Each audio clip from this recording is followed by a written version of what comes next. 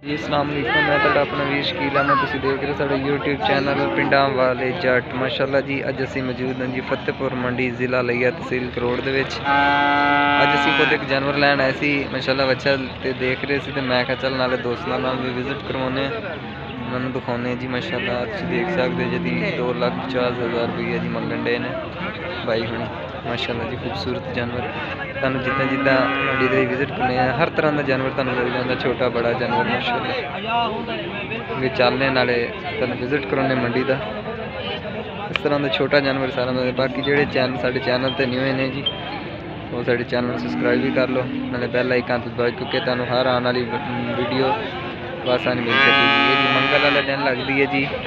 ये मियाँ वाली रोड है सामने, तुसीं देख सकते हो मुजफ्फरगढ़ मियाँ वाली रोड पर मौजूद है मंडी के माशाअल्लाह जी। तो अगर किसी दोस्त ने आना हो तो जानवर परचेज कर, माशाअल्लाह बहुत बड़ी मंडी है जी, साउथ पंजाब की बहुत बड़ी मंडी है।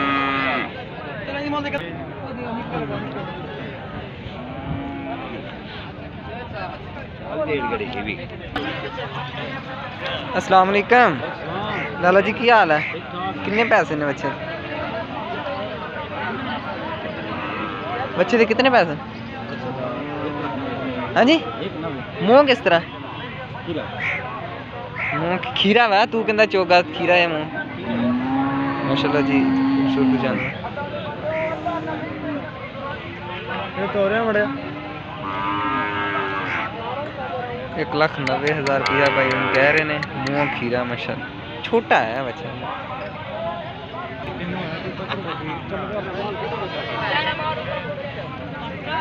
अस्सलाम वालेकुम, कितने पैसे पे बच्चे?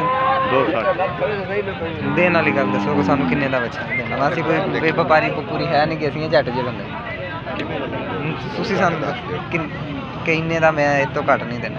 मुल भी समझाया नहीं, सानू नहीं समझ आती, असीं ते तुहानू पुछ के सानू दसो कि 2,60,000 भाई कहंदा। मैं कहा कुछ सानू दस दो कि इन्ने दा। इस तो मुंह किद्दां है? मुंह चौका। मुँह चौका, मुँह चौका। तोरिया दा माड़ा जिद्दन